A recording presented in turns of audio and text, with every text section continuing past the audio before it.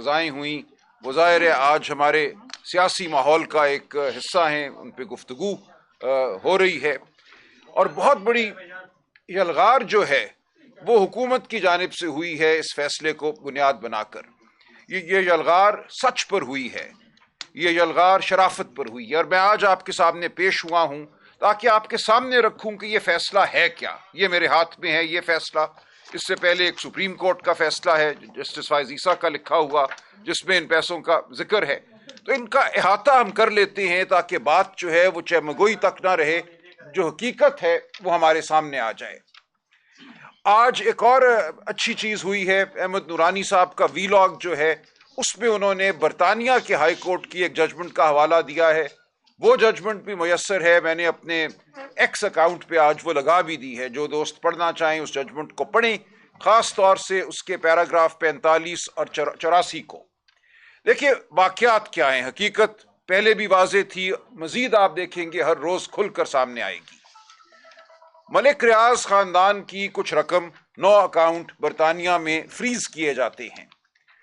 National crime agency उन accounts को freeze करती है इसलिए कि उन अकाउंट्स में उन्हें गैर मामूली कटौती आना जाना नजर आता है। पैसे आ रहे हैं, पैसे निकल रहे हैं, वो देखना चाहती हैं कि ये क्या हो रहा है इन अकाउंट्स में। एक उनमें से जो ट्रांजैक्शन है जो शक की नजर से देखी गई वहां बरतानिया में, वो 50 मिलियन पाउंड की खरीद थी जो अली मलिक साहब ने की हसन नवाज साहब से 1 हाइट पार्क कॉर्नर। इसके अलावा भी हैं दीगर भी वहां पे हुई ट्रांजैक्शंस। तो इस सब के तनाजुर में उन्होंने इन अकाउंट्स को देखना शुरू किया।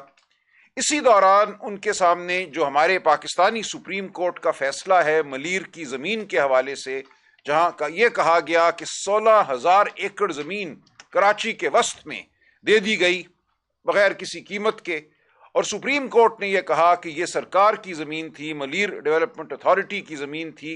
इस जमीन की कीमत जो है वो कम से कम 460 अरब रुपए बनती है जो हुकूमत सिंध ने मुफ्त दे दी थी। उस फैसले को भी वहां की नेशनल क्राइम एजेंसी ने सामने रखा। आप जब बरतानिया हाई कोर्ट की जजमेंट पढ़ेंगे तो आप हैरान हो जाएंगे कि कितनी ताकीद से और कितनी बारीक बीनी से उन्होंने हमारे फैसले को पढ़ा सुप्रीम कोर्ट के, और कहा कि इस फैसले की रूह से यह नजर आता है कि इसी दौरान एक बहुत बड़ा पाकिस्तान में वाकया हुआ जिसका सुप्रीम कोर्ट ने जायजा लिया। 460 अरब रुपए तखमीना लगाया, और जो पैसे बरतानिया में आए हैं हमें इनमें कोई रब्त नजर आता है कि शायद ये वही पैसा हो जिसकी खोज पाकिस्तानी सुप्रीम कोर्ट लगा रही है, या जो रकम वहां वो समझते हैं वाजिबुल अदा है, शायद इस रकम का उस रकम से कोई ताल्लुक है। इतनी बात उन्होंने की। ये उन्होंने नहीं कहा कि बरतानिया की सरजमीन पे कोई जुर्म हुआ है, ये पैसा प्रोसीड्स ऑफ क्राइम है कि किसी जुर्म के जरिए हासिल किया गया है। उन्होंने कहा कि चूंकि इस फैसले के बाद हम ये समझते हैं कि यहाँ कुछ शक की गुंजाइश है, हम नहीं चाहते कि ये खानदान बरतानिया में रहे और इसका पैसा बरतानिया में रहे, लिहाजा ये खुद भी चले जाएं। वीजे उन्होंने कैंसिल किए उनके, पाकिस्तान सुप्रीम कोर्ट की जजमेंट को बुनियाद बनाकर, और ये कहा कि ये पैसा जो लेकर आए हैं यहां बरतानिया में ये भी ले जाएं।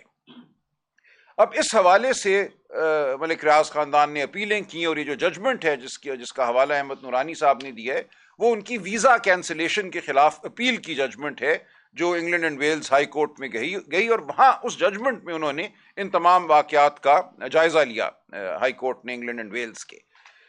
तो वहां उन्होंने यही कहा कि ये आप की अपील हम मुस्तरद करते हैं, आप बरतानिया छोड़ दीजिए। और उस तनाजुर में इस पैसे का तस्फिया होता है, क्योंकि ये पैसा अकाउंटों में था, कोई जुर्म साबित नहीं था बरतानिया में, बरतानिया से बाहर भी कोई जुर्म साबित नहीं था।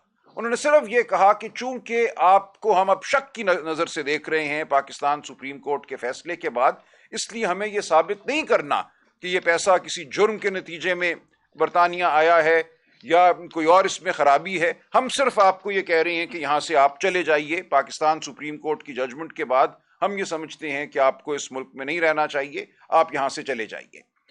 तो एक मायदा होता है मलिक रियाज खानदान, अली मलिक साहब और नेशनल क्राइम एजेंसी के दरमियान। उस मायदे की भी जो चीदा बातें हैं वो इस England and Wales high court के फैसले में आ गई हैं। ये पहली बार वो मायदा अब हमारे सामने आया है, अगरचे पूरा मायदा सामने नहीं आया, लेकिन उसकी जो अहम शिकें हैं वो उन्होंने उनका जिक्र इस फैसले में कर दिया है पैराग्राफ 45 और 84 में। England and Wales High Court کہتی ہے کہ یہ ایک بائیلیٹرل معاہدہ ہے، یعنی کہ دو فریقین کے درمیان معاہدہ ہے، ایک طرف علی ملک صاحب ہیں، دوسری جانب نیشنل کرائم ایجنسی ہے، اس میں حکومت پاکستان کا کوئی عمل دخل نہیں ہے، یہ دو فریقین کا معاہدہ ہے۔ اس معاہدے میں یہ لکھا ہوا ہے کہ جو رقوم وہاں فریز کی گئی ہیں، جو اکاؤنٹ وہاں فریز کیے گئے ہیں، ان کو ڈی فریز کیا جائے گا، اور وہ رقم جو ان اکاؤنٹس میں موجود ہے اس کو پاکستان میں سپریم کورٹ کے اکاؤنٹ میں منتقل کیا جائے گا، جو اکاؤنٹ کھولا گیا ہے بحریہ ٹاؤن کی طرف سے واجب الادا 460 بلین روپے کی ادائیگی کے لیے، اور یہ ادائیگی ہونی ہے ملیر ڈیولپمنٹ اتھارٹی کو۔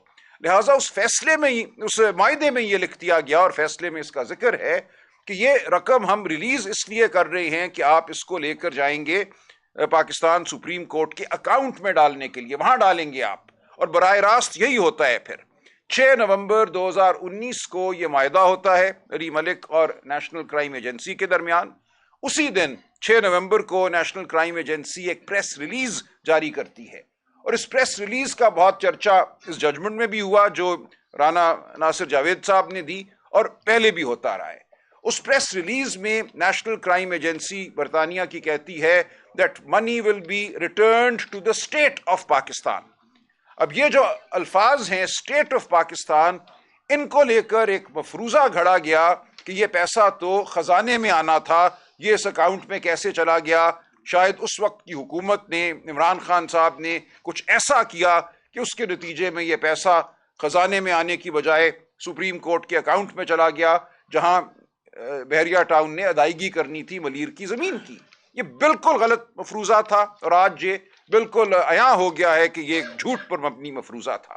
معاہدہ ہی یہ تھا کہ یہ پیسہ براہ راست برطانیہ سے سپریم کورٹ کے اس اکاؤنٹ میں آئے گا جو کھولا گیا ہے ملیر کے پیسوں کی ادائیگی کے لیے، اور یہی ہوتا ہے۔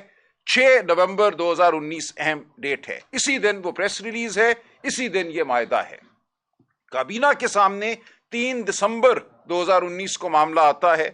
کابینہ کے سامنے جو معاملہ آتا ہے وہ صرف اتنا ہے کہ جو یہ معاہدہ علی ملک اور نیشنل کرائم ایجنسی کا ہوا ہے، نیشنل کرائم ایجنسی کی یہ استدعا ہے کہ اس کو خفیہ رکھا جائے۔ ان کا ٹھیک ہے، ہم خفیہ رکھ لیتے ہیں، ہمارا کوئی اس سے لینا دینا نہیں۔ اس 3 دسمبر کی کابینہ کی میٹنگ سے پہلے 29 نومبر کو 100 ملین پاؤنڈ سپریم کورٹ کے اکاؤنٹ میں آ چکے تھے، یعنی کہ 6 نومبر کے فیصلے پر عمل درآمد بھی شروع ہو چکا تھا۔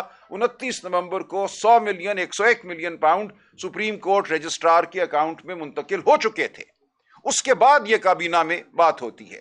لہٰذا یہ بالکل غلط ہے کہ کابینہ سے کوئی فیصلہ لے کر وہ پیسہ جو ریاست کے خزانے میں آنا تھا اس پیسے کو منتقل کیا گیا سپریم کورٹ کے اکاؤنٹ میں، یہ غلط بات ہے۔ اور یہاں تک England and Wales High Court نے لکھا ہے اپنے فیصلے میں کہ جو پیسہ سپریم کورٹ اکاؤنٹ میں جانا تھا وہاں سے آگے اس کی ادائیگی اگر ملیر ڈیولپمنٹ اتھارٹی کو ہوتی ہے تو ملیر ڈیولپمنٹ اتھارٹی کی جو زمین مفت میں دی گئی تھی بحریہ ٹاؤن کو، وہ حکومتی زمین تھی، وہ سرکاری زمین تھی، لہٰذا اس کی ادائیگی بھی اسی زمرے میں آئے گی کہ یہ سرکار کو ادائیگی ہو رہی ہے۔ جب سرکار کی زمین آپ نے مفت دے دی کسی کو اور اس زمین کی ادائیگی ہوتی ہے تو ادائیگی سرکار کو ہے۔ یہ لکھا انہوں نے کہ ملیر ڈیولپمنٹ اتھارٹی جو ہے colonization of government lands act 1912 کے تحت کام کرتی ہے۔ یہ تمام زمین جو تھی اس قانون کے تابع تھی اور اس کو دیا گیا، لہٰذا اس زمین کی جو ادائیگی ہے وہ ریاست کو ادائیگی ہے۔ تو یہ پیسہ ریاست ہی کے پاس آیا یا آنا تھا، لیکن اس میں ایک قدم اور تھا۔ جب یہ پیسہ سپریم کورٹ کے اکاؤنٹ میں آیا تو یہ کوئی بحریہ ٹاؤن یا ملک ریاض کی جیب میں نہیں گیا، یہ سپریم کورٹ کی دسترس میں آیا نا۔ اس کی حوالگی تو سپریم کورٹ کو کی گئی۔ سپریم کورٹ کو اب بھی یہ اختیار تھا، برطانیہ میں کوئی بھی معاہدہ ہوا ہو 6 نومبر کو علی ملک اور نیشنل کرائم ایجنسی کے مابین، کہ اس پیسے سے کیا کرنا ہے۔ سپریم کورٹ کوئی مجبور محض تو نہیں ہے۔ جب ہمارے سپریم کورٹ کے پاس یہ پیسہ آیا، سپریم کورٹ نے فیصلہ کرنا تھا کہ اس پیسے کو آگے ملیر ڈیولپمنٹ اتھارٹی کو دے دیا جائے یا اس پیسے کو سرکار کو دے دیا جائے کسی اور مد میں، اور یہی ہوا۔ 23 نومبر 2023 کو پاکستان سپریم کورٹ نے یہ کہا کہ جو پیسہ اس اکاؤنٹ میں آیا تھا 34 ارب روپے بنتے تھے وہ روپیوں میں، اس کا جو متبادل تھا، جو فارن کرنسی تھی، وہ تو سیدھا پہلے دن ہی 171 ملین پاؤنڈ وہ چلے گئے تھے اسٹیٹ بینک کے پاس ہمارے فارن ایکسچینج ریزروز میں. اس کا جو ایکویولنٹ اماؤنٹ ہوتا ہے, اس کے متبادل روپیوں میں جو ہوتا ہے, وہ گیا تھا سپریم کورٹ رجسٹرار کے اکاؤنٹ میں. لہٰذا یہ یاد رہے کہ پہلے دن ہی ہمارے زر مبادلہ کے ذخائر میں 171 پاؤنڈ کا اضافہ ہو گیا تھا. اس کے متبادل 34 ارب روپے پڑے رہے سپریم کورٹ کے پاس, سپریم کورٹ کے اکاؤنٹ میں ایک پیسہ وہاں سے باہر نہیں نکلا. اس کے بعد ڈی ویلیویشن ہوئی, مارک اپ آپ جانتے ہیں 18-20% بھی رہا, وہ رقم بڑھتی رہی وہاں پڑی بھی. کچھ رقم اس 34 ارب سے پہلے بھی بحریہ ٹاؤن نے جمع کرائی تھی. لہٰذا 23 نومبر 2023 کو سپریم کورٹ کے پاس 94 ارب روپے موجود تھے. یہ 34 ارب روپے کوئی 20-30 ارب روپے بڑھ چکے تھے ڈی ویلیویشن اور مارک اپ کی وجہ سے. 94 ارب روپے 9 جنوری 2024 کو 23 نومبر 2023 کے فیصلے کے مطابق وفاقی حکومت اور سندھ حکومت کو منتقل کر دیے گئے. ایک پیسہ بھی کہیں اور نہیں گیا. لہٰذا کون یہ کہتا ہے کہ ریاست پاکستان کو نقصان ہوا یا عمران خان یا کابینہ نے نقصان پہنچایا؟ یہ معاہدہ برطانیہ میں بھی یہی تھا کہ یہ پیسہ سپریم کورٹ کو دیا جائے گا. سپریم کورٹ کے پاس جب آ گیا, سپریم کورٹ کی ثوابدید تھی کہ یہ پیسہ وہ آگے ملیر ڈیولپمنٹ اتھارٹی کو دیتے یا وہ وفاقی حکومت یا صوبائی حکومت کو دے دیتے. سپریم کورٹ نے مناسب سمجھا کہ اس پیسے کو وفاقی حکومت اور صوبائی حکومت میں بانٹ دیا جائے, اور ایسا ہی ہوا. تقریباً 50 ارب روپیہ وفاقی حکومت کو دیا گیا اور تقریباً 44 ارب روپے سندھ حکومت کو دے دیے گئے.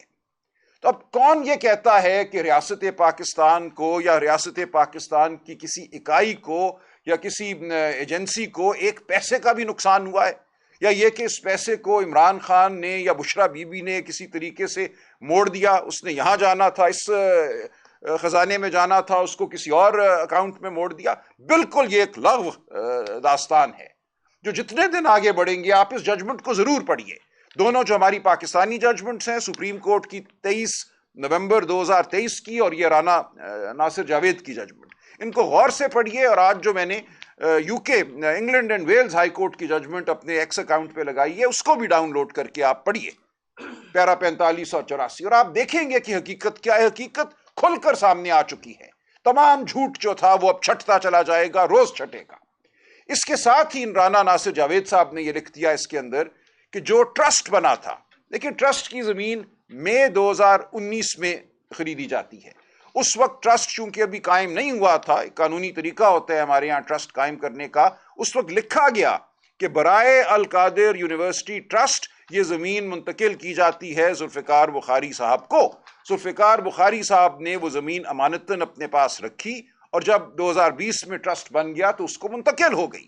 تو یہ زمین ٹرسٹ ہی میں رہی. یہ ایک پبلک ٹرسٹ ہے, اس پہ ایک یونیورسٹی تعمیر کی گئی, یونیورسٹی چلی, آج دن تک وہ چل رہی ہے. اب اس کو بند کرنے کی سازش ہے. تو کس طرح یہ عمران خان یا بشرا بی بی کو کوئی فائدہ ہوا؟ یہ یونیورسٹی القادر ٹرسٹ اسی نوعیت کا ٹرسٹ ہے جیسے شوکت خانم ایک ٹرسٹ ہے, جیسے نمل یونیورسٹی ایک ٹرسٹ ہے. کیا ان کے حوالے سے جو پاکستان کے عوام اربوں ہاں روپے, پاکستان کا سب سے بڑا خیراتی ادارہ ہے شوکت خانم, وہاں 10 ارب روپے آپ اور میں دیتے ہیں ہر سال. تو کیا وہ 10 ارب روپے کسی کی جیب میں جاتے ہیں؟ وہ وہاں نادار جو مریض آتے ہیں ان کے علاج پہ خرچ ہوتے ہیں. اور یہی کچھ القادر یونیورسٹی میں ہو رہا تھا. جو بھی رقم وہاں آئی, جو بھی زمین تھی, جو بھی عمارت تعمیر ہوئی, اس کا فائدہ صرف اور صرف غریب بچوں کو تھا جن کو مفت تعلیم وہاں پہ دی جا رہی تھی. یہ کہنا کہ یہ عمران خان کی ذات یا بشرا بی بی کی ذات کو کوئی منفعت ہے, اس سے بدترین جھوٹ نہیں ہو سکتا. ایک ایسی یونیورسٹی جس کا مقصد ایک روحانیت کی طرف راغب کرنا, روحانیت سے منسلک تعلیم دینا, وہاں اور بھی کورسز تھے, لیکن اس پوری یونیورسٹی کا ماحول جو تھا وہ سیرت النبی کے حوالے سے قائم کیا گیا تھا, اور انشاءاللہ رہے گا. انشاءاللہ اس فیصلے کی کوئی وقت نہیں. اس فیصلے نے یہ کہا کہ یہ یونیورسٹی اور یہ ٹرسٹ شام ہیں, جیسے کہ وہاں پڑھنے والے بچے وجود نہیں رکھتے, جیسے وہ عمارت وجود نہیں رکھتی. اس کو کس طرح آپ نے شام کہہ دیا؟ شام کہنے کی وجہ سے یعنی کہ اس کا کوئی وجود ہی نہیں ہے. اس کا وجود نہ مان کر یہ کہا گیا کہ یہ تمام رقم جو اس یونیورسٹی میں گئی ہے, تصور کیا جائے گا کہ یہ عمران خان اور بشرا بی بی کی جیب میں گئی ہے, اور اس بنیاد پہ بشرا بی بی اور عمران خان صاحب کو سزا دی گئی ہے. یہ بونڈا فیصلہ, جس کے لیے ایسے لوگوں کو کھڑا کیا گیا جن کو نہیں کھڑا ہونا چاہیے تھا, جن کو اپنے وقار کا احساس کرنا چاہیے تھا. کوئی عالم ہے, کوئی اور رتبہ رکھتا ہے معاشرے میں, کم از کم واقعات کو جان تو لیں, پڑھ تو لیں. کسی کے کہنے پر آ کے جھوٹ کی طرفداری کرنا کسی کو زیب نہیں دیتا. تو میں پورے پاکستان کے عوام سے اپیل کرتا ہوں کہ حقیقت کو جانیں, ان فیصلوں کو پڑھنے کی کوشش کریں. جو نہیں پڑھ سکتا وہ سنیں, غور کریں. کسی پہ تو اعتبار آپ کو کرنا ہوگا. حقیقت کھل کر سامنے آ چکی ہے. 1-2 دن میں ہم انشاءاللہ اپیل میں ہوں گے اعلیٰ عدالتوں کے سامنے. جو بھی ہمارا عدالتی نظام ہے, 26ویں آئینی ترمیم کے بعد ہمیں سخت تحفظات ہیں. ہم سمجھتے ہیں اس ترمیم کا مقصد ہی یہ تھا کہ عدالتی نظام کو کمزور کیا جائے, من پسند ججوں کو مقرر کیا جائے, اور ایسا ہی ہو رہا ہے. ہر روز جو جج صاحبان مقرر ہو رہے ہیں جوڈیشل کمیشن کے ذریعے, جس میں حکومت کی اب ایک ایسی اکثریت ہے جس کو کوئی اور توڑ نہیں سکتا, وہ وہی جج ہیں جو حکومت کے اور اوروں کے منظور نظر ہیں.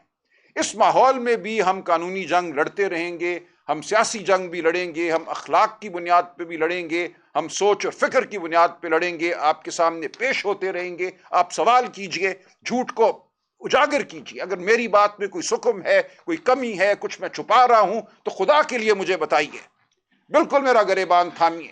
میں آپ کے سامنے پوری درد مندی سے اور پورے وثوق سے بیٹھا ہوں کہ میرا ہر لفظ سچ پر مبنی ہے, اور سچ کو اب کوئی نہیں چھپا سکے گا. جو بشرا بی بی کے ساتھ کیا انہوں نے, ان کا اس سارے معاملے سے کچھ لینا دینا ہی نہیں ہے. 2021 میں وہ اس ٹرسٹ کی ٹرسٹی بنتی ہیں. بس اس ایک عمل کی بنیاد پہ یہ کہنا کہ یہ 7 سال جیل کی سزاوار ہے, یہ ایک شرم کا مقام ہے. یہ ایک حملہ ہے, سیاسی حملہ نہیں, یہ ذاتی حملہ ہے. یہ عمران خان کے گھر پر حملہ ہے. ہم سیاست کو کسی اور نہج پہ لے جا رہے ہیں. جہاں سیاست نہیں رہتی, وہاں ہم بالکل ایک ایسی ڈگر پہ چل پڑتے ہیں جہاں پھر ہر ایک کا گریبان ہر ایک کے ہاتھ میں ہوتا ہے.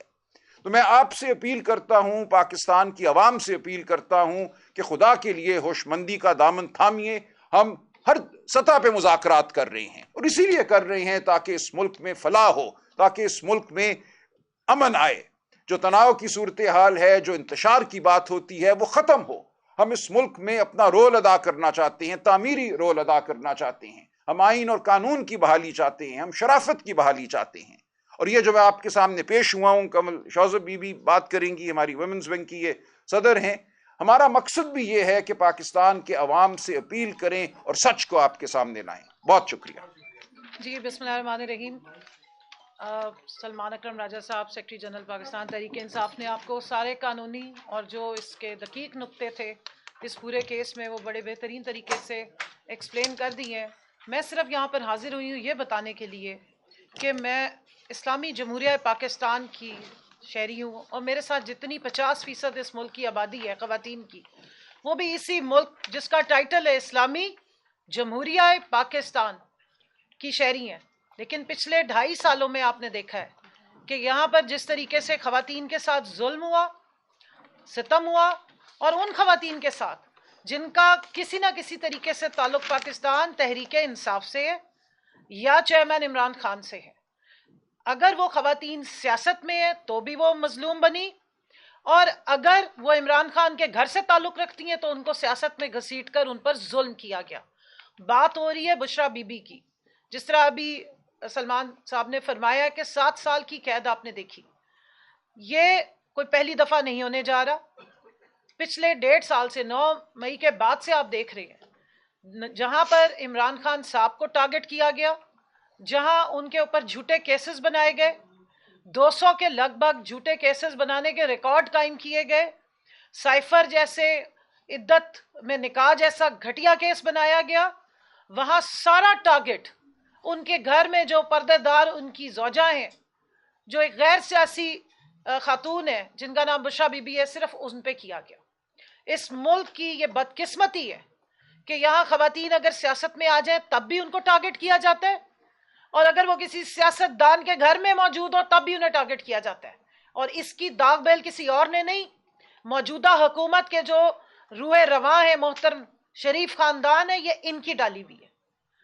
اپنے گھر کی بہو بیٹیاں ہوں تو ایف آئی اے کو بھی فوراً بھگایا جاتا ہے, سائبر کرائم بھی فوراً ایکٹیو ہو جاتا ہے, دور دراز لوگوں کو پاتال میں سے بھی گھسیٹ کے لے آیا جاتا ہے کہ آپ نے ذل الہی کے خلاف ایک لفظ کیسے بول دیا. ملک کے سب سے بڑے صوبے پر ایک جعلی فارم 47 کے نتیجے میں لائی گئی ایک خاتون کو مسلط کیا گیا ہے. پورے پاکستان کی 50% آبادی کی عزت ایک طرف, ساری خواتین کی عزت ایک طرف, لیکن ان محترمہ کی عزت دوسری طرف. ہم سب کی عزت کے لیے ایک پیمانہ رکھنے کی بات کرتے ہیں. ہمیں افسوس ہے کہ جب جیل میں ٹرائل کیے جاتے ہیں, کیونکہ میں خود بھی ان ٹرائل کا حصہ ہوں, وہاں پر نہ آئین نظر آتا ہے نہ قانون نظر آتا ہے, بس کچھ فرمائشیں نظر آ رہی ہوتی ہیں جس طریقے سے ٹارگٹ کیا جاتا ہے. جس طرح بشریٰ بی بی کو غیر آئینی غیر قانونی طور پہ سزا دی گئی, جو ابھی سلمان راجہ صاحب نے قانونی طور پہ آپ کو بیان کیا, یہ کیوں کی جا رہی ہے؟ کیونکہ سارا ٹارگٹ عمران خان ہے, اور ان کو جھکانے کے لیے, ان کو ذلیل اور رسوا کرنے کی کوشش کی جاتی ہے بشریٰ بی بی کو تنگ کر کے, ان کو غیر ضروری اور غیر قانونی سزائیں دے کے. میں یاد کراتی چلوں 9.5 مہینے اس خاتون کو ناجائز قید میں رکھا گیا جھوٹے کیسز میں. عدت میں نکاح جیسا گھٹیا غلیظ کیس پاکستان کی قانون کی جو کتابیں ہوں گی اس کا تاریخ ترین باب ہے. شرم آتی تھی ہمیں, ہم سب خواتین جا کے جب وہاں اندر ہیئرنگ سننے جاتی تھی تو کانوں پہ ہاتھ رکھ کے بیٹھتی تھی کہ یہ اسلامی جمہوریہ پاکستان میں اس قسم کی تضحیک اور تذلیل کی جا رہی ہے. بشریٰ بی بی کی اکیلی کی تضحیک نہیں وہ ہو رہی تھی, وہ پورے پاکستان کی خواتین کی عزتوں کو چھالا جا رہا تھا, اور وہ سلسلہ بند نہیں ہوا. یہ جو القادر ٹرسٹ کا کیس میں جس طریقے سے ان کو ٹارگٹ کیا گیا ہے, وہ اصل میں صرف بشریٰ بی بی بہانہ ہے, عمران خان نشانہ ہے. کیونکہ عمران خان کو جس طرح جھکانے کی کوشش کی جا رہی تھی, جو ڈیلیں ان سے من مانی مانگی جا رہی تھی وہ نہیں ملی, تو بشریٰ بی بی کو پھر 7 سال قید دے دی گئی. میں یہاں پہ ذرا دہراتی چلوں کہ پوری گرمیاں بشریٰ بی بی کو کس طرح رکھا گیا. پہلے جب انہیں بنی گالہ میں بند رکھا گیا تو ان کے کمروں کو, ان کے غسل خانوں کو بگ کیا گیا. بارہا وہاں کمپلینٹس ہوئی. آپ میں سے بہت سارے لوگ ہیں, یہاں بیٹھے ہوئے ہیں سامنے بھی, یہ شہراز صاحب بیٹھے ہوئے ہیں, رات کے 12 بجے ایمبولنس اندر گئی اور کچھ پتہ نہیں چل رہا تھا کہ کس وجہ سے گئی ہے. ان کے کھانے میں زہریلا مواد ڈالا گیا جس سے ان کی زبان پہ چھالے نکل آئے. اس کے بعد جس وقت ان کو اڈیالہ جیل میں شفٹ کیا گیا تو ان کا شدید گرمی کے دنوں میں ان کے بستر پہ رات کو پانی ڈال دیا جاتا تھا تاکہ وہ سو نہ سکے. کمرے کی بجلی بند کر دی جاتی تھی, کمرے میں چوہے چھوڑے جاتے تھے, ان کو نظر بند رکھا گیا. کتنے دن ان کی ملاقات نہیں ہونے دی, نہ ان کے خاندان والوں سے نہ وزیر اعظم عمران خان سے. اس سب ٹارچر اور تشدد کی وجہ کیا تھی؟ کہ وہ جھک جائیں, وہ ٹوٹ جائیں اور جا کر پریشرائز کریں کہ جناب آپ مان جائیں جو ہمیں کہا جا رہا ہے. لیکن آفرین ہے کہ بشریٰ بی بی کو بھی نہیں توڑا جا سکا. وہ اس ملک کے اور اس ملک میں آنے والی جو یہ نوجوان ہماری نسل ہے اس کے مستقبل کے لیے کھڑے ہیں.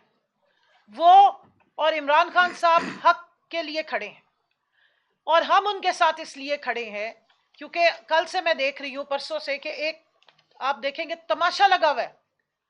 نیشنل جو چینلز ہیں ان کے اوپر ہر تھوڑی دیر کے بعد کچھ لوگ آ کے بیٹھتے ہیں اور ایک نیا چورن بیچ کے چلے جاتے ہیں.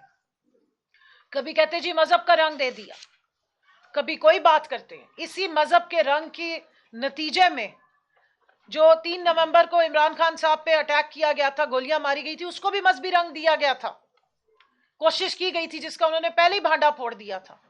لیکن یہاں پر میں ان سب کو جو روز تھوڑی دیر کے بعد آ کے حکومتی چینل تو نہیں, چینلز پہ بیٹھ کے حکومتی جتنے نمائندے ہیں جھوٹی پریس کانفرنسز کرتے ہیں, میں یاد کرا دوں کہ 8 فروری کو آپ کا یہ چورن عوام ایک دفعہ ریجیکٹ کر چکی ہے, اور جب آپ آ کے یہ چورن بیچتے ہیں تب عوام اس کو ریجیکٹ بھی کرتی ہے اور غصے کا شکار بھی ہوتی ہے. اور بہت شکریہ کہ آپ کے اس بیان بازی کی وجہ سے عوام تک حقائق پہنچتے ہیں. جب آپ جھوٹ بولتے ہیں تو لوگ جا کے تحقیق کرتے ہیں اور وہ اصلیت نکال کر لاتے ہیں. جس سوشل میڈیا کو آپ کنٹرول کرنے میں ناکام رہے ہیں, اس سوشل میڈیا کو ٹریگر کرنے کی بھی ماشاءاللہ سے جو بیسک کیٹلسٹ ہیں وہ آپ خود ہیں. آپ جب آ کے, کیونکہ آپ سچ چھپا نہیں سکتے تو آپ کو بار بار جھوٹ بولنا پڑتا ہے, اور جب آپ زیادہ جھوٹ بولتے ہیں تو لوگ پھر حقائق نکال کے لے آتے ہیں. اور اس لیے ہم یہ کہیں گے کہ 100 سنار کی اور 1 لوہار کی، کہ ہمیں آپ کی 50 پریس کانفرنسز کے بدلے میں صرف 1 دفعہ جواب دینے کی ضرورت ہے، کیونکہ عوام پہلے ہی سارے حقائق جانتی ہے۔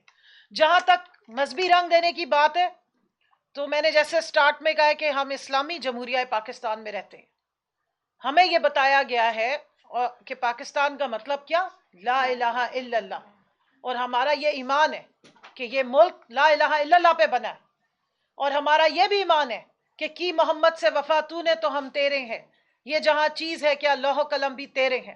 اور مجھے اس بات کا فخر ہے کہ میرا لیڈر محافظ ناموس رسالت ہے، اس کی وجہ سے جو دنیا میں اس نے آواز بلند کی ناموس رسالت پہ، 15 مارچ اسلامو فوبیا کا دن ڈکلیئر ہوا، میرے لیڈر نے، عمران خان نے یہ بات بلند کی دنیا میں جا کے ہر فورم پہ، کہ ہمارے نبی پاک صلی اللہ علیہ وآلہ وسلم کی جو عزت ہے، جو ان کی ناموس ہے، وہ ہمارے دلوں کے بہت قریب ہے۔ یاد کریں ان کی وہ سپیچ UN کی، جس میں انہوں نے آواز دے کے بلند آواز میں لوگوں کو بتایا کہ شاید مغرب یہ نہیں جانتا کہ جب آپ ہمارے نبی پاک صلی اللہ علیہ وآلہ وسلم کی شان میں کوئی گستاخی کرتے ہیں تو مسلمانوں کے دل دکھتے ہیں۔ یہی میرا لیڈر ہے، آپ اٹھا کے ان کی تمام سپیچز دیکھیں، جس دور میں وہ وزیر اعظم تھے، اور آج بھی دلوں کے وزیر اعظم وہی ہیں، فارم 45 کے حقیقی وزیر اعظم وہی ہیں۔ وہ بارہا کہتے تھے کہ اس ملک کی تربیت کرنی ہے، اس قوم کی اگر تربیت کرنی ہے، نوجوانوں کی تربیت کرنی ہے، تو انہیں سیرت النبی صلی اللہ علیہ وآلہ وسلم سے یہ تربیت مل سکتی ہے۔ ان کو چاہیے کہ وہ ہمارے جو دنیا کے عظیم ترین لیڈر ہیں نبی پاک صلی اللہ علیہ وآلہ وسلم، ان کی زندگی سے سیکھیں، اور یہی بنیادی کانسیپٹ تھا اس یونیورسٹی کے قیام کا، جس کی آج ان کو سزا دی جا رہی ہے۔ تو یہ شرمناک ہے، اور ہم اس پہ پروٹیسٹ کرتے ہیں۔ اور جو بشرا بی بی کے ساتھ ظلم اور ستم کیا گیا ہے، ناجائز طریقے سے ان کو قید کیا گیا ہے، میں یہاں یاد کرا دوں کہ 2 دفعہ اس فیصلے کو مؤخر کیا گیا، اور پچھلی پیشی پہ یہ بیان بازی کی گئی کہ جی وہ پہنچے نہیں، وہ ڈرے ہوئے تھے۔ وہ بالکل ٹائم پہ پہنچی، وہ اتنی دلیر خاتون ہے، کلمہ حق پڑھنے والی خاتون ہے، ایک دلیر لیڈر کی زوجہ ہے، وہ اپنا سامان ہر دفعہ لے کر آئی ہیں۔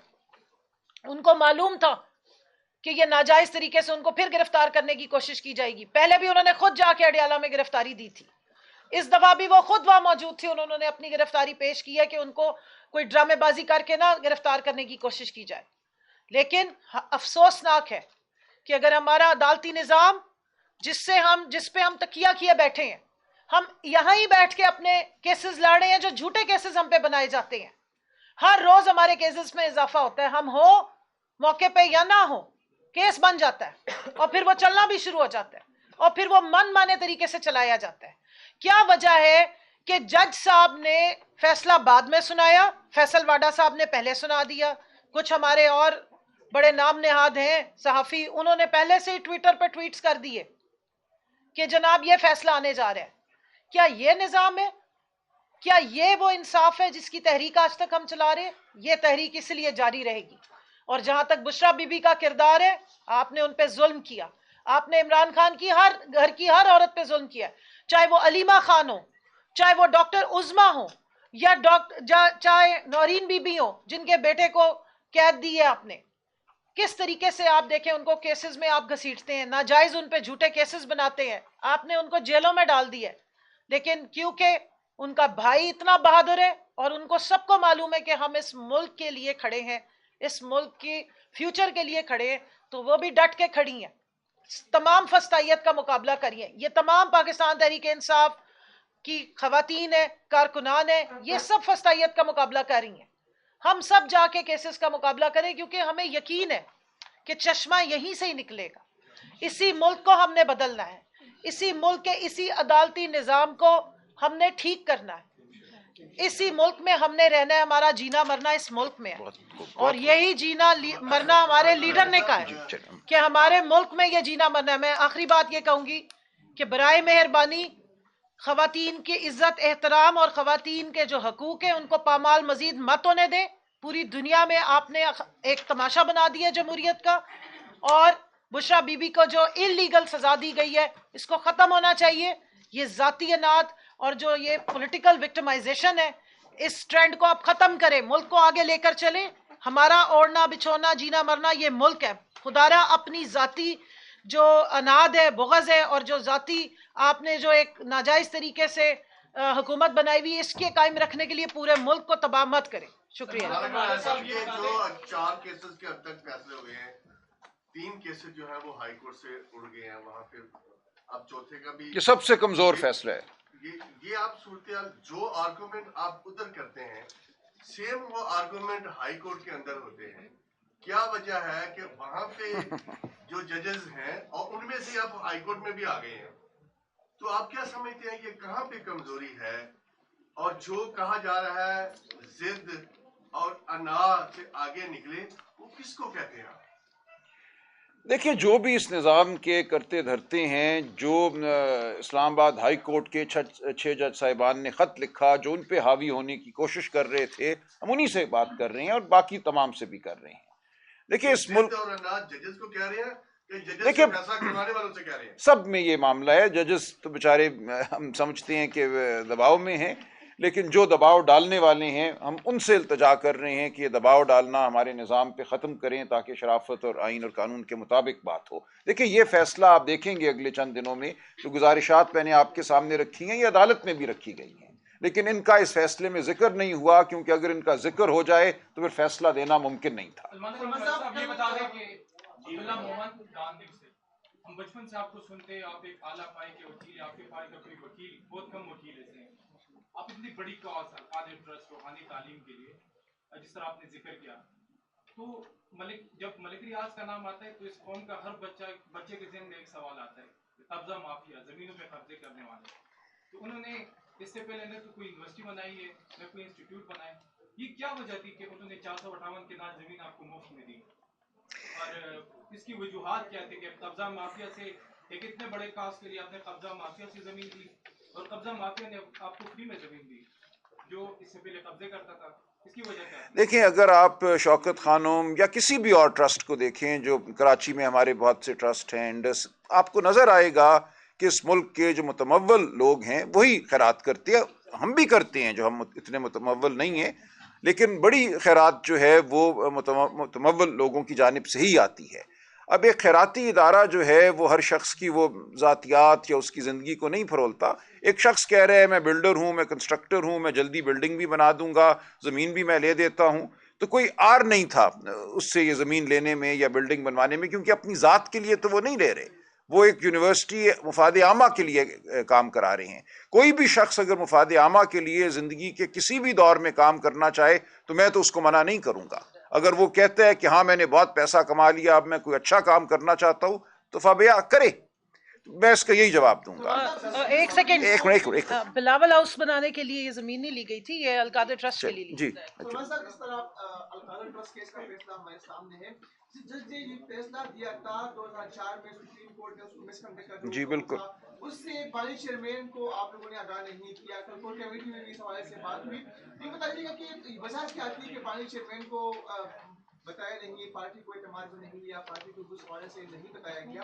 और दूसरा जो मेरा सवाल है वो ये है कि इतना बड़ा फैसला आया, पाकिस्तान के लिए से कोई प्रोटेस्ट नहीं किया गया, इस हवाले से कोई स्ट्रीट पावर का भी मुजाहरा नहीं किया गया।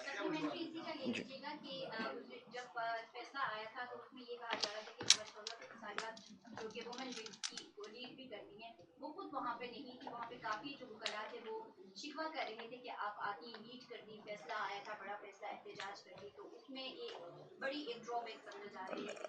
नहीं, देखें, फैसला जो है जिस तरीके से दिया गया, 2 दफ़ा उसको मौखर किया गया, उस दिन मुझे नहीं आने दिया गया अंदर।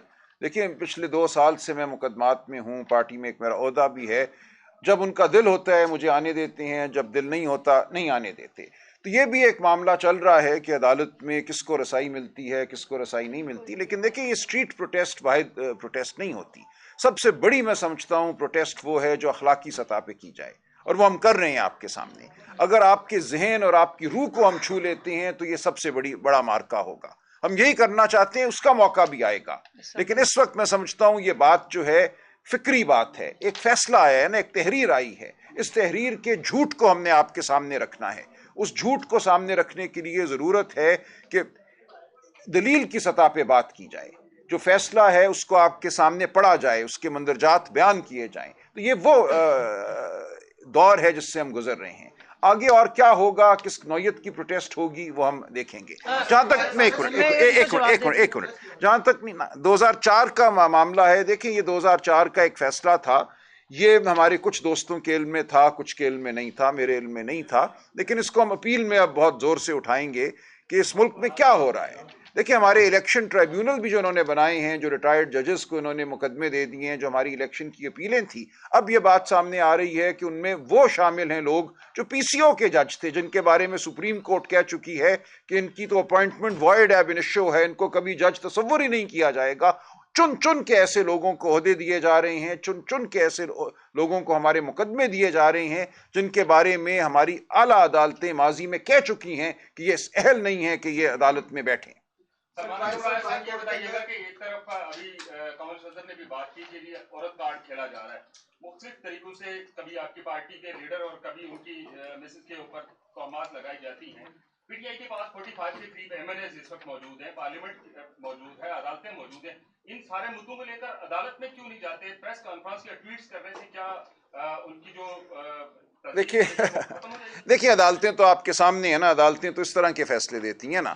हम 2 साल लगाएं किसी ऐसी अदालत के सामने, फिर उसके बाद हाई कोर्ट सुप्रीम कोर्ट जाएं, वो भी हम करते हैं। ऐसा नहीं है कि हम मुकदमा नहीं करते, तौहीन का वो या हद तक का वो मुकदमा होता है, लेकिन असल बात यह है कि हमने आपके सामने शराफत का जो मुकदमा है वो पेश करना है, माशरे को इन अक़दार को अपनाना है, इन अक़दार की नफ़ी करने वालों को बुरा समझना है। जी कमल। जी, मैं एटीसी इस्लामाबाद में थी, क्योंकि जितने नाजायज़ किस्म के झूठे इस वक्त केसेस बनाए जा रहे हैं, तो कभी हम एक अदालत में होते हैं, कभी दूसरी अदालत में होते हैं। जिस वक्त ये फैसले का टाइम था, उस वक्त हम अपनी जमानतें जो हैं वो एटीसी इस्लामाबाद से कंफर्म करवा रहे थे। आप लॉयर हैं, आप आइन और कानून की बात करते हैं, इसके लिए हमें लड़ते हुए नजर आते हैं, स्ट्रगल करते हुए नजर आते हैं। मैं आपका पॉइंट ऑफ व्यू जानना चाहूंगा कि आपकी जमात का चेयरमैन बैकडोर राब्ते कर रहा है आर्मी चीफ के साथ, मुलाकात की भी बात गश्त है शहर इक़्तिदार में, तो आपका क्या नजरिया है कि आप जिन लोगों ने आपकी गवर्नमेंट गिराई, मुख्तलिफ मामलात आपके साथ हो रहे हैं, तो क्या आर्मी चीफ साहब के साथ मुलाकात करनी चाहिए आपको बैकडोर होकर, या हुकूमत के साथ मुलाकात करनी चाहिए? नहीं, दोनों जो सतहों पे मुलाकात होनी चाहिए। देखिए हम मुज़ाकराती कमेटी की सतह पे हुकूमत के साथ मुलाकात कर रही हैं, लेकिन ये हमेशा आप देखेंगे जब भी मैं बात करता हूं तो मैं कहता हूं इस मुल्क में जो असल ताकत का सरचश्मा है, जो अवाम होने चाहिए, वो नहीं है।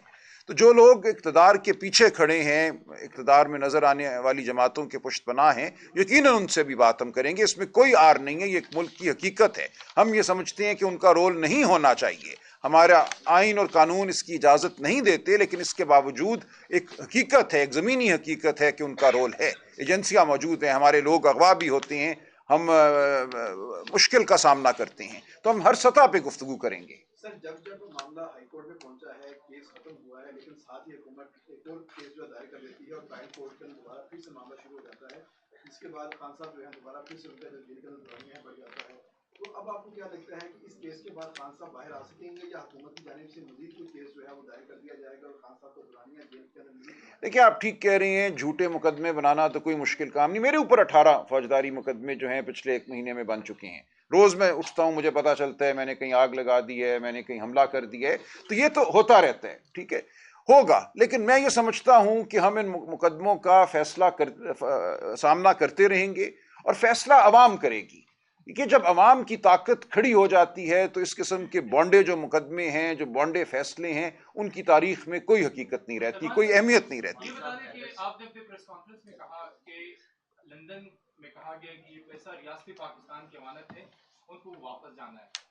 तो अगर आप वज़ीर खजाना होते तो ये पैसा तो पाकिस्तान के कौमी खजाने में। जी मैंने ये अर्ज किया, नहीं मैंने अर्ज किया, जी मैंने यही तो सारा अर्ज करके आपको बताया कि ऐसा नहीं हुआ। बरतानिया में जो फैसला है हाई कोर्ट का, उसने हवाला दिया है उस बाहमी मायदे का जो अली मलिक और नेशनल क्राइम एजेंसी यूके के दरमियान हुआ। उस मायदे में ये लिखा हुआ है कि ये पैसा जो हमने फ्रीज किया है, इसको हम डी फ्रीज कर रहे हैं ताकि इसको सुप्रीम कोर्ट के इस अकाउंट में डाला जाए जो बहरिया टाउन की जमीन की अदायगी के लिए खोला गया है। ये उस मायदे में लिखा हुआ है। जी आप, मैंने ट्विटर पे लगा दी है वो judgement England and Wales high court की, उसका पैरा 45 और 84 जाके पढ़िए। उन्होंने उसमें उस मायदे का हवाला दिया और कहा मायदा हुआ ही ये था, उसका हुकूमत पाकिस्तान से कोई ताल्लुक ही नहीं है। ये बिल्कुल एक गलत बयानिया है कि वहां से पैसा जो है खजाने के लिए भेजा गया था और यहाँ काबीना ने उस अकाउंट में भेज दिया। बिल्कुल ये बेबुनियाद और लग़्व बयानिया है। अच्छा सर बताइएगा, 100 कादिफाइड ईसा की जो जजमेंट है वो उसमें भी लिखा गया है फैसले के अंदर जो बरतानवी अदालत का फैसला है वो नासिर जवेद राना साहब की अदालत में क्यों नहीं रखा गया। उसके बाद दूसरा सवाल ये है कि एक जो जज जिसको अनफिट डिक्लेयर कर दिया गया, ये दोनों स्टोरी सहाफियों ने अब ब्रेक की हैं जी। तो बुकला ने क्या पहले ये जो बरतानवी अदालत का फैसला ये अदालत के सामने नहीं रखा, कादिफाइड ईसा की अदालत में ये केस चलता रहा, उन्होंने भी जो पैराग्राफ लिखा है उसको भी हिस्सा बनाया गया, तो ये पहले लीगल टीम ने इस पर काम क्यों नहीं किया। हमारे ऐसे इसको देख लें कि अगर हुक्म ये था कि सुप्रीम कोर्ट में पैसे जाने हैं, हुक्म नहीं मायदा था, मायदा ये था कि सुप्रीम कोर्ट में पैसे जाने हैं। अब ये कह रहे हैं कि कौमी खजाने में गलत कह रहे हैं, मायदा पढ़ें, खजाने में जाएं या सुप्रीम कोर्ट में एक ही बात है। देखिए कहाँ पे होगी? कोई करप्शन नहीं हो। देखिए सुप्रीम कोर्ट में भी अगर आप एक लम्हे के लिए भूल जाएं कि बरतानिया में मायदा क्या था, बरतानिया की अदालत ने क्या कहा है, सुप्रीम कोर्ट के अकाउंट में पैसा डालना कोई बहरिया टाउन या मलिक रियाज की जेब में पैसा डालना तो नहीं है, वो तो सुप्रीम कोर्ट के हाथ में है ना। सुप्रीम कोर्ट ने फैसला करना था कि ये पैसा हम किसको दें और उन्होंने फैसला कर दिया। 23 नवंबर 2023 को फैसला करके उन्होंने पैसा नहीं डाला, मलीर को नहीं दिया, डेवलपमेंट अथॉरिटी को, उन्होंने रियासत को दे दिया और सिंध हुकूमत को दे दिया। तो ये कभी भी ये पैसा मलिक रियाज या बहरिया टाउन की जेब में नहीं गया था, बरतानिया से आकर सुप्रीम कोर्ट की तहवील में था। ये कहना कि जी हमने या काबीना ने ये पैसा मलिक रियाज की जेब में डाल दिया, बिल्कुल गलत बात है। जेल में डाला होता तो आज 94 अरब रुपया कैसे रियासत को मुंतकिल हुआ होता।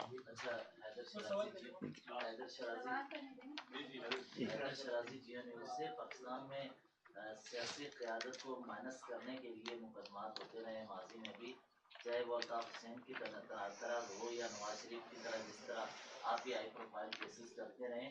इस दौरान आप कह रहे थे मुझे जेल जाने नहीं दिया गया, अलकादिर ट्रस्ट का जिस दिन फैसला होना था। हाँ जी, इस सारे मंजरनामे में अगर देखें पाकिस्तान के तारीख के तनाजुर में, तो आप ये क्या समझते हैं कि पीटीआई में से भी एस्टेब्लिशमेंट को कोई खालिद मकबूल, अवाम को या एस्टेब्लिशमेंट को कोई खालिद मकबूल सिद्दीकी या शायद खाकान नून लीग से जैसे मिले, तो ऐसे मिलेंगे?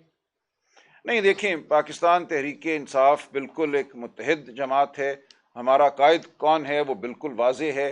ऐसा नहीं हो सकता कि इस जमात का कोई और ब्लॉक बने, अगर आपका ये हवाला है, ऐसा नहीं होगा, बिल्कुल नहीं। और अगर ऐसा कुछ करने की कोशिश करता है तो उसकी कोई वक़्त, कोई हकीकत नहीं होगी।